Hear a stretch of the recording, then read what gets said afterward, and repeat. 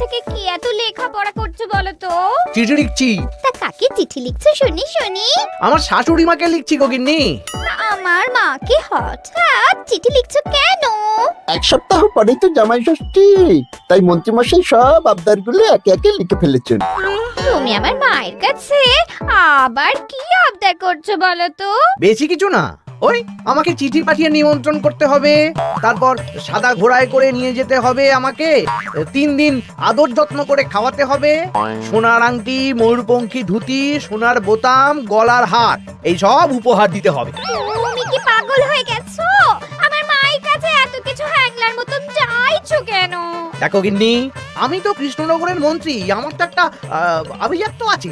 আমাকে এরকম রাজকীয় ভাবে নিমন্ত্রণ না করলে আমি এবারে মানবো না। আমার মা এসব পারবেন না।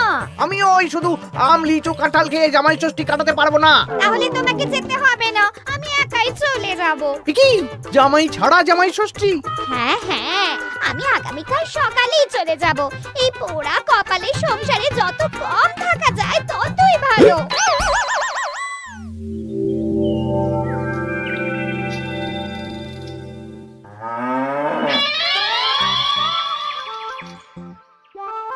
এই চলো চলো চলো চলো।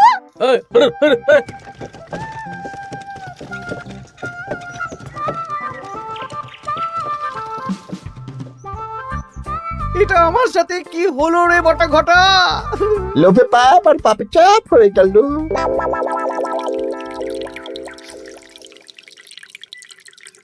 বাহ বাহ, আজ সবাইকেই বেশ খুশি খুশি দেখাচ্ছে।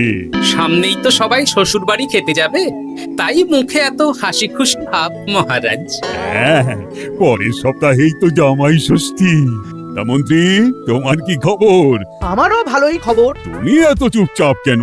আমার জন্য তো আমার শাশুড়ি মা এলাহি আয়োজন করেন, এবারেও নিশ্চয়ই করছেন। কিন্তু গিন্নিমাকে যে দেখলাম আজকেই আপনার শ্বশুর বাড়ি চলে গেলেন, মুখটাও কেমন ভার ভার ছিল।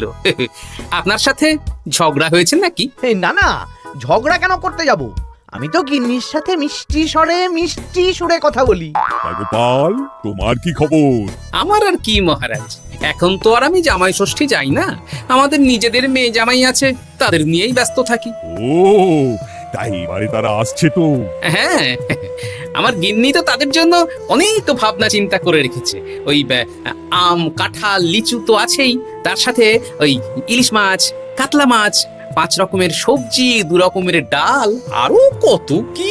বাবা, বেশ বেশ, তাহলে তোমাদের সবার জামাই ষষ্ঠীতে ছুটি থাকবে। সব কেনাকাটা করতে হবে তো। মাথাটা খারাপ হয়ে যাচ্ছে রে, সবাই চব্যচস্য খাবে। মন্ত্রীমশাই, এই তো সুযোগ। কিসের সুযোগ? আমি বলতে চাইছিলাম যে এই সময় সব সভাসদেরাই তো জামাই ষষ্ঠীর নিমন্ত্রণ রক্ষা করতে শ্বশুর বাড়ি যাবে, আর সবাই কিছু না কিছু কিনে নিয়ে যাবে। হ্যাঁ, শাড়ি, গয়না, মিষ্টি। আর গোপাল তো ওর জামাইয়ের তদবির করতেই ব্যস্ত থাকবে। গোপালও কেনাকাটা করবে, তাই এই সুযোগটা হাতছাড়া করা যাবে না। হ্যাঁ, সবাই হাত খুলে খরচ করে কেনাকাটা করবে, আর আমি ওই কেনাকাটায় ভাগ বসাবো। একদম এইটাই বলতে চাইছিলাম। শোন, তোরা শুধু ভাবনা চিন্তা করে নে কিভাবে কুচির কাজটা করা হবে। আমি আগামীকাল রাজসভায় একটু বিশদে জেনে নেব যে কে কি কবে কিনছে। কেমন? বেশ, তাহলে তো কাজ আরো সোজা হয়ে গেল। আমরা সোজা কাজ করব, আপনি মজা নেবেন। একদম।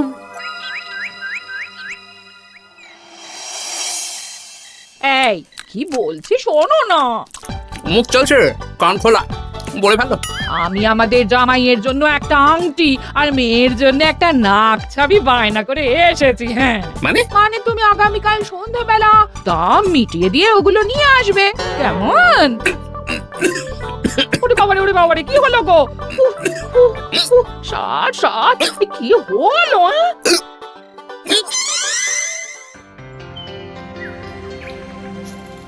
তোমার মুখ ওরকম বাংলার 5-এর মতো হয়ে আছে কেন? আর বলবেন না মহারাজ, গিন্নি আমাদের মেয়ে জামাইয়ের জন্য একটা আংটি আর একটা নাক ছাবি বায়না করে এসেছে, আজ সন্ধেবেলা আবার সেগুলো নিয়ে আসতে হবে। গোপাল তাই খরচের ভয়ে পাগল হয়ে যাচ্ছে। তো বাকিদের কেনাকাটা কত দূর? আমি ভাবছি ওই আগামীকাল দুপুরেই সব কেনাকাটা করে নেব। ওই শ্বশুর মশাইয়ের জন্য ধুতি, শাশুড়ি মায়ের জন্য ভালো শাড়ি, হ্যাঁ, আর তারপর ওই ফল মিষ্টি আরো অনেক কিছু, হ্যাঁ, সব কিনতে হবে। আমি তো ভাবছি আজকেই কিনে রাখবো, সন্ধেবেলা একটু যাওয়ার আছে। আমি তো বিয়ে করিনি, তাই আমার জামাই ষষ্ঠী নেই। আমি তাই হাত গুটিয়ে বসে থাকবো। আর বাকিদের? আমার মহারাজ, বুঝে গেছি তোমরা এখন থেকেই ব্যস্ত হয়ে পড়েছো। ঠিক আছে, তাহলে আমি এখনই ছুটি ঘোষণা করলাম। আরে আমার আজকের ভাগ্যটা এতটাই চওড়া যে রাজসভায় শুরুতেই ওই আলোচনা শুরু হয়ে গেল। মানে গোপালের মুখ ভার ছিল, নিজেই কারণ বলে দিল যে আজকে সন্ধ্যাবেলা জামাই আর মেয়ের গয়না কিনতে যাবে। আচ্ছা, আর বাকিরা? বাকিদের ব্যাপারও জেনে নিয়েছি। আমি একটা তালিকা বানিয়ে রেখেছি। কিসের তালিকা? এই যে কে কখন কি উপহার কিনতে যাবে। আরে বাস, তোরা দিনে রাতে চুরি কর, বুঝলি, সারা রাজ্যে চুরি কর। রাঘব বোয়ালের খবর তো আমি দিয়েই দিলাম। এর সাথে সাধারণ প্রজাদের ঘরেও চুরি করব? একদম। মন্ত্রীমশাই, এবারে হিসেবটা 50-50 হবে তো? মানে ওই আমরা যা চুরি করে আনবো তার অর্ধেক আপনার আর অর্ধেক আমাদের। কারণ এবারে তো আর গিন্নিমা নেই, তাই আপনার খরচ নেই। এই তোরা কার সাথে কার তুলনা করছিস? আমি এই রাজ্যের মন্ত্রী, তোদের কাজ দিচ্ছি, এটাই তোদের অনেক ভাগ্যের ব্যাপার।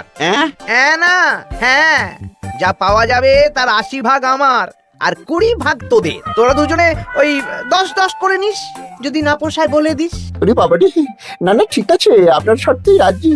তোরা চুরি করবি মুখ ঢেকে বা মুখে কালো রং করে, আর গায়ে হাতে তেল মেখে নিবি, ভুলিস না। আচ্ছা মন্ত্রী মশাই, মনে থাকবে। বুঝলে রানী, আমি সব সভাসদদের আজকে থেকেই জামাই ষষ্ঠীর ছুটি দিয়ে দিয়েছি। ভালোই করেছেন। চলুন না, আমরাও আগামীকাল বেরিয়ে পড়ি। হ্যাঁ, তাহলে তো ভালোই হয়। সারা দিন রাত এত কাজের চাপ, এত হিসেব নিকেশ, কয়েকদিন একটু ঘুরে এলে মাথাটা হালকা হবে। তাহলে মহারাজ, আমি এখনই সব গুছিয়ে রাখতে বলছি, কাল সকাল সকাল বেরিয়ে পড়ব। বেশ বেশ, তাই করো, সেটাই ভালো হবে।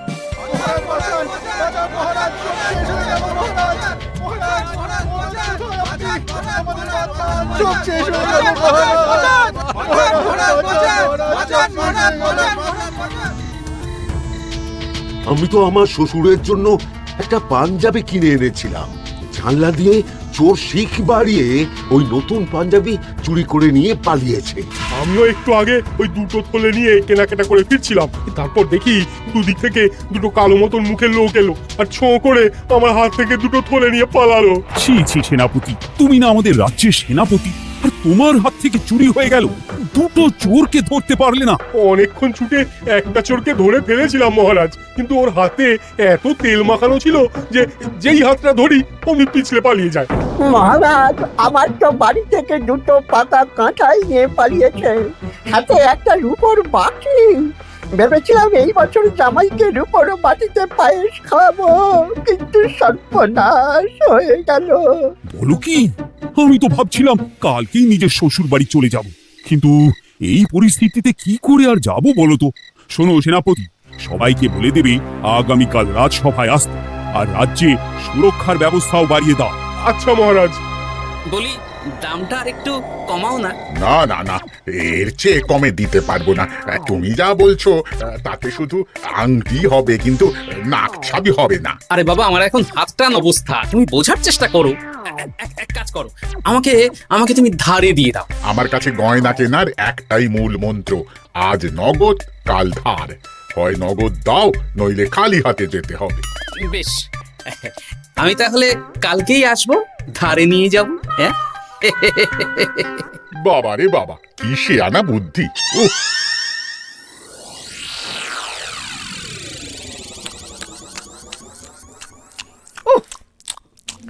একেই বলে চুরি বিদ্যা বড় বিদ্যা, যদি না পড়ো ধরা। ধরা পড়লেই পড়তে হবে হাতে হাত করা। আজকে সন্ধ্যাবেলা তো গোপালের গয়না কিনতে যাওয়ার কথা ছিল, সেটার কি হলো? ধুর, ও যা কিপটে, ও বলছে ধারে গয়না দিন। আমি তো সাকরা দোকানের বাইরে ঠাই দাঁড়িয়েছিলাম। গোপাল খালি হাতে বাড়ি গেল আর আমিও খালি হাতে চলে এলাম।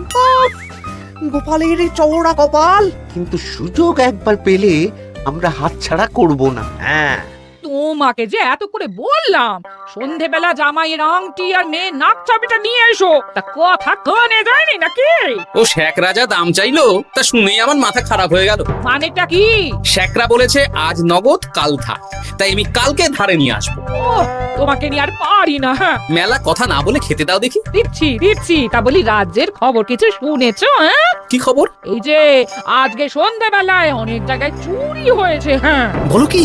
হ্যাঁ গো হ্যাঁ, আগামীকাল তোমাদের রাজসভার ছুটি বাতিল। রাজবাড়ি থেকে লোক এসেছিল, জানিয়ে গেছে। ব্যাপারটা কি? বলছি হাত পা ধুয়ে নাও, খেতে বসো। বলছি দাঁড়াও।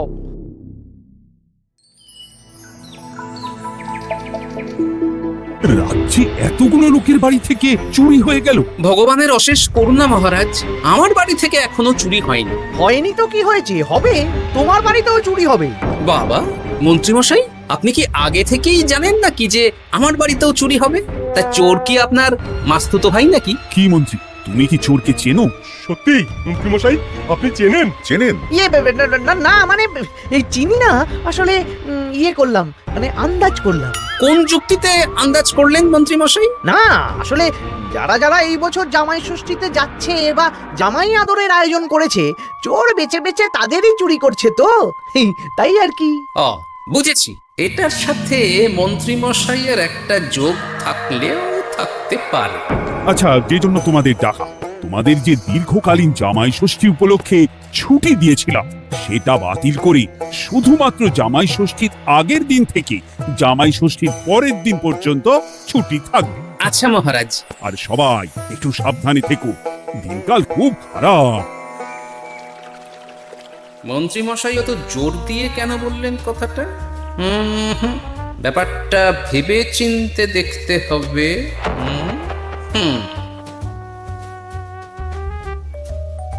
এই তো পুটি, এই পুটি, শোন। বলো। বলছি তুই বাড়ি যাচ্ছিস তো? হ্যাঁ গো দাদু।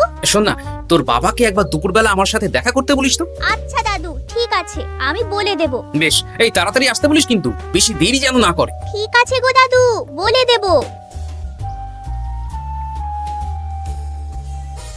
এবারে বিজ্ঞানীর বাড়ি একবার যেতে হবে। এটা কাজ হবে তো বিজ্ঞানী? আলবাত হবে। এই হলো আমার আবিষ্কৃত বিশেষ চুলকানি চূর্ণ। একবার লাগলে 10 ঘন্টা চুলকবে।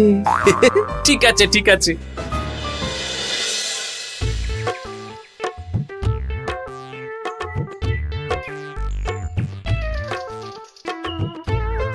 ও গোপাল দাদা, তুমি আমাকে ডেকেছো? হ্যাঁ শোনো পুটির বাবা, তোমাকে একটা কাজ করতে হবে। বলো কি কাজ? তুমি আজ বিকেলে আমাকে একটা বড় ঝুড়িতে সবজি দেবে। শুধু সবজি না, সবজির সাথে ওই ফল মূল মাছ সবকিছু টাটকা না হলেও চলবে। সেটা আবার কেন? সে পরে বলবো। আচ্ছা গোপাল দাদা।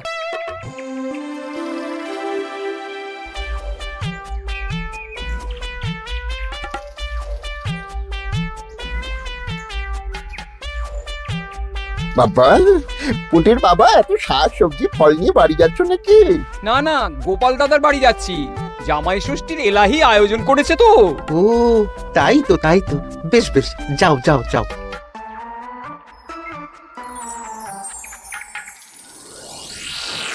বলিস কি রে? হ্যাঁ, নিজের চোখে আমরা দেখে এলাম। যে পরিমাণ শাক সবজি ফল আছে সেই সব দিয়ে আপনার ওই 1 সপ্তাহ চলে যাবে। তাহলে এই সুযোগ হাতছাড়া করা যাবে না। আজকে ওঁত পেতে থাকবি, কোন রকম সুযোগ পেলেই নিয়ে আসবি। আচ্ছা মন্ত্রী মশাই। এসব তুমি কি মেশাচ্ছ ঝুড়িতে? হ্যাঁ, চুপ, এটা চোরের দাওয়াই। এখন এই ঝুড়ি এখানেই থাকবে। যদি মন্ত্রীর কথা মতন চোর বাবাজি নিলেই ফাঁসবে। যাও, আমার জন্য একটু মুড়ি বাদাম নিয়ে এসো, যাও।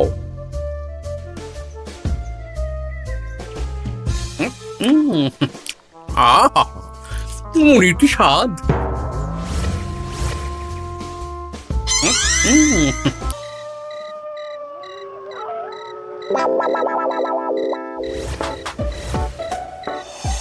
এই কটা সবজি ফলগুলো আমাদের জন্য অপেক্ষা করছে। দেখ। এ তো দারুণ সুযোগ। দরজা জানালা ভাঙার শীত কাটা কোনো ব্যাপার নেই। ষষ্ঠী, তাহলে আর দেরি কেন, চল।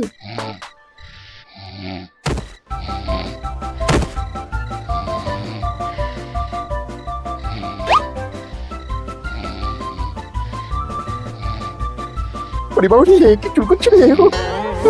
ওরে বাবা রে, আমারও হাত চুল করছে। ওরে বাবা রে, চুল করছে তো। ওরে বাবা রে। এই কিরে, এই সেরেছে, গোপাল চলে এসেছে।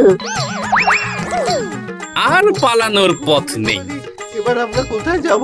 কোথাও যেতে পারবি না, সারা রাত এই উঠোনেই গোল গোল করে ঘুরতে থাক।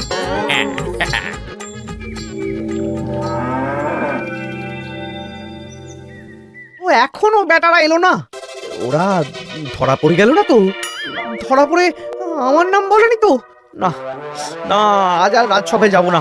বলবো বলবো আমার শরীর খারাপ, আমি চুরির কিচ্ছু জানি না। হ্যাঁ, শুধু মন্ত্রী আসেন।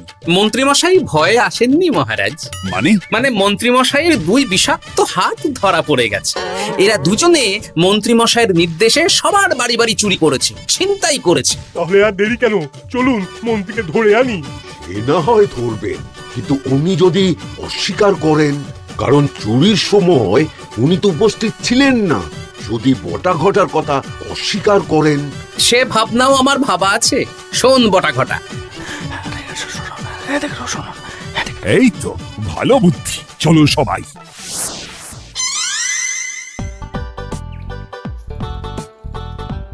ও মন্ত্রী মশাই, আরে বটার গলা না, দাঁড়া, দরজা খুলছি। না না, খবরদার না, এখন দরজা খুলবেন না। আরে কেন? দরজা খুললে কি হবে? বলছি তো খুলবেন না, আমরা এখান থেকেই কথা বলবো। তোদের চিন্তায় আমি পাগল হয়ে যাচ্ছিলাম। তোদের যে গতকাল সন্ধ্যাবেলা গোপালের বাড়িতে চুরি করতে পাঠালাম, সেটার কি হলো? সেটা আমি পরে বলবো, আগে বলুন আপনি আজ রাজসভায় যাননি কেন? আরে ভয়ে ভয়ে, আমি ভাবলাম তোরা ধরা পড়ে গেছিস। এবার আপনি দরজা খুললেই দেখতে পাবেন আমরা কি এনেছি। একবার বলে দরজা খুলুন, একবার বলে খুলবেন না। কি হচ্ছেটা কি বটা? এ কি? মন্ত্রী, তাহলে তুমি সেই চোরের মাথা?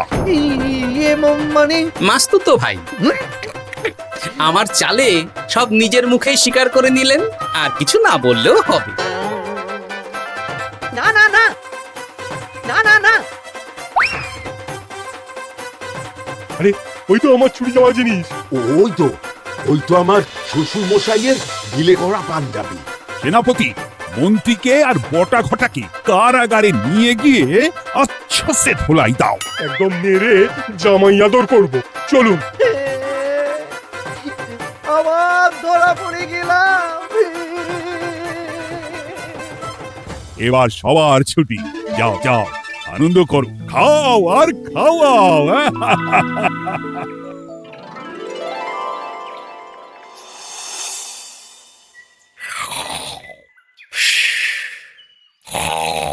কি গো, বলি বেলা তো অনেক হলো, উঠবে তো নাকি? কাল সারা রাত যা ধকল গেছে, তাই একটু বেশি ঘুমিয়ে পড়েছিলাম। বলি ধকল আবার কি? হ্যাঁ, দিব্যি তো ঘুমাচ্ছিলে। সেটা তুমি বুঝলে তো হয়েই যেত গিন্নি। আসলে সামনেই তো জামাই ষষ্ঠী, তার উপর তুমি যা আয়োজন করেছো, সেটার ধকলেই স্বপ্ন দেখছিলাম আর কি।